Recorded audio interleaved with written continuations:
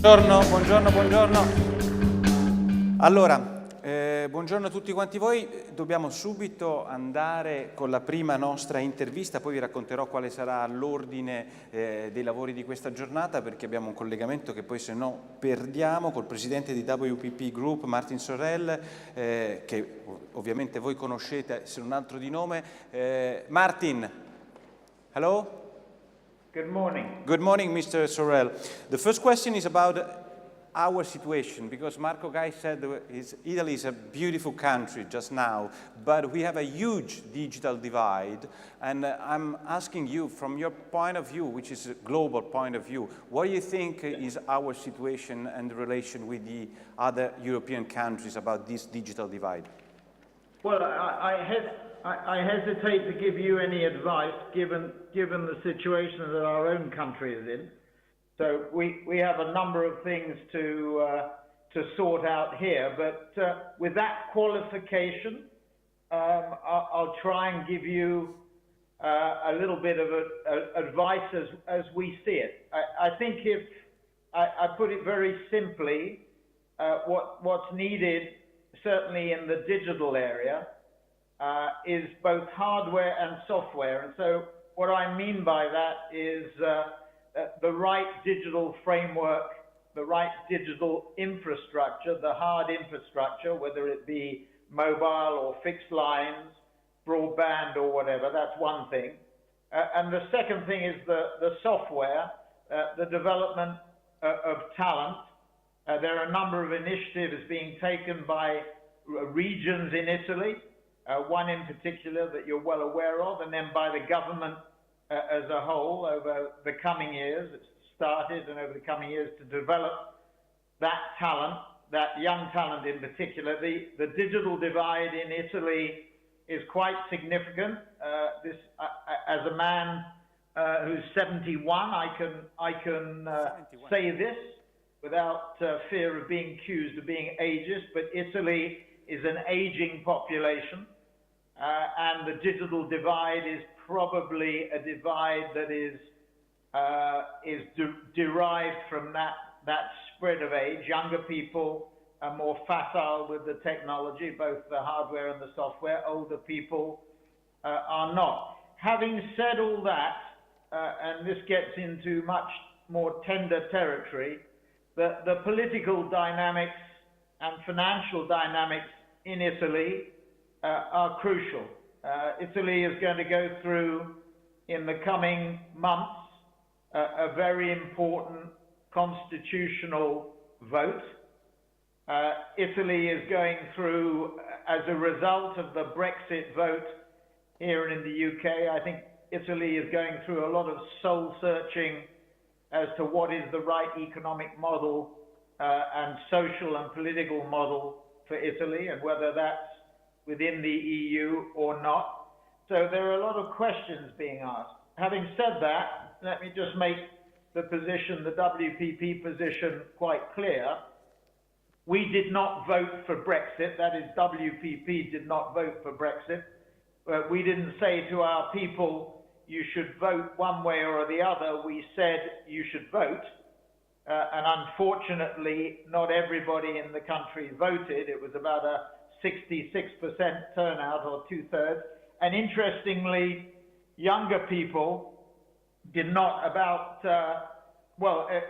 some figures have shown about 40% of young people voted, which is extraordinary when you think about it, because it was their future that was at stake. So in summary, to answer your question, what Italy needs, in my humble view, and I stress I feel uncomfortable giving anybody advice given the situation that we face here in the UK and the government changes that you're well aware of. But what Italy needs is clear hardware, digital hardware and software. But in order for that to be viable, strong and implementable, there clearly has to be constitutional reform, political reform, and Italy is subject to the same populist tendencies that we see elsewhere in the world. I should also make quite clear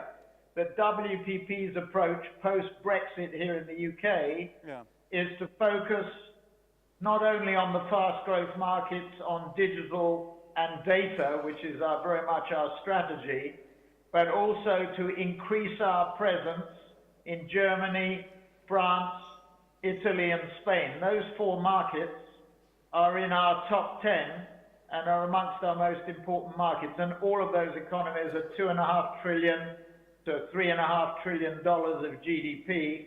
And the EU, even excluding the UK, is still about a $14 trillion GDP market, which compares very favorably with the US at 16 or 17 and China at 11. Mr. Sorrell, about the digital revolution, can you tell us some example of successful example for your company and how you can, use it? How can you, how you use it? Daily, the digital revolution on your company. Well, if I went back to the year 2000, digital constituted probably 1 or 2% of our revenues. It's difficult, it is fair to say, to distinguish between digital and analog because the lines are being blurred. But if you accept the sort of definitions that we apply, about 40% of our $20 billion of revenue or $73 billion of billing come from digital activities. So there's the proof. 40% of our activities are digital. The objective is for them to be at least around a half of our business within the next 3 or 4 years. And every year, the share of digital activity grows by at least 1 or 2 percentage points in our activities through organic growth and growth by acquisition. But agencies such as ours have traditionally relied for differentiation on talent and on people. That will continue to be where we invest most of our or focus most of our investment. We invest about $12 billion out of $20 billion of revenue in our talent. In Italy, for example, we have about 2,500 people, mainly concentrated in Milan and Rome, that are our key investment. Having said that, there are 3 areas to your question that have become critically important. The first is technology. So our programmatic platform, for example, Xaxis, together with that Nexus technology, gives us an agnostic place in the marketplace. So 1 is technology, 2 is data. The second area is data, where our investments, for example, in television audience measurement in 52 countries around the world, including in the United States, ComScore, and in fact, developing the online ComScore measurement. Data has become a critical area. It's 25% of our revenues flow through our data companies, led by Kantar and Taylor Nelson, Sorrell, and Millward Brown. And the last area is of differentiation. Key differentiation is content. And over the last 5, 6, 7 years, we've invested in companies like Vice, Vice.com, which now probably has a market value of around $4 billion to $5 billion, with Disney and A&E having about a 20-25% stake in it, along with Fox, ourselves, and a number of other investors, along with production agreements with Time Warner in the news area and HBO. Other companies such as Media Rights Capital, which have developed content. You've seen it with House of Cards for Netflix. Refinery 29, which have developed content particularly for female millennials, just like Vice have done through Broadly. So the examples that are relevant to your audience and your question are really in the areas of technology, in content, and in data. And let me just outline what's happening in terms of media investment. I said before that we invest about $73 billion around the world on behalf of our clients. Our biggest media investment last year was with Google. That was about $4 billion, and this year it will be about $5.5 billion. The second biggest investment that we made was in Fox and News Corp, Sky and Star, around about $2.5 billion. Most of the legacy media owners were around 750 million to about $1.75 billion, and pretty stable. Google went from last year 4 billion, this year will be 5.5. The second biggest investment that we made online was in Facebook, last year at around $1 billion. This year will be about $1.7 billion. In the first quarter of this year, we're up with Facebook by about 68–69%, and that is continued in the second quarter. So you can see that it is likely that Facebook will be our second biggest investment globally in online within the next, I would say, year, probably next year or the year after. It will be our second biggest investment. So the reason I give you those statistics is to underline that the dominant media look as though they are increasingly and more rapidly going to be, where the growth is, more rapidly going to be Google, Facebook, Twitter, and then I'd have to say what happens to Yahoo becomes increasingly important as a third force digitally. Last year we invested about $430 million on behalf of our clients in Yahoo. If AOL and Verizon were to consolidate with Yahoo, that would create value of about, in our case, $750 million. So they, in terms of investment, so they would become the third force. The pattern in Italy is very similar.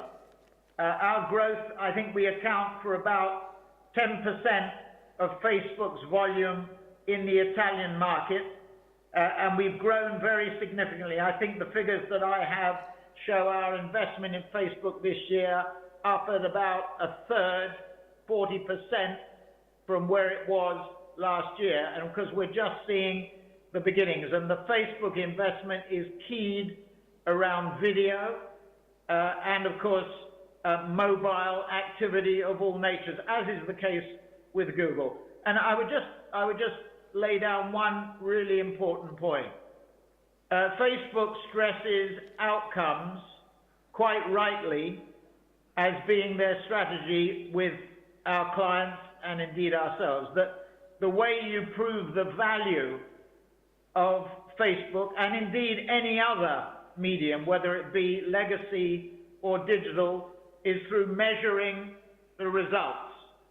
The only way that you can measure those results is by having an independent measurement system that we agencies and clients, as represented at your conference, have total confidence in, as being independent, having veracity, and having the right measurement framework. That is something that we are very focused on, given our investments, not just in Comcast, but elsewhere in Latin America, and as I say, 52 countries in the world. So measurement is really the critical issue in really understanding what's going to happen online as well as offline. Thank you very much, Mr. Sorrell. Thank you very much indeed. Thank you.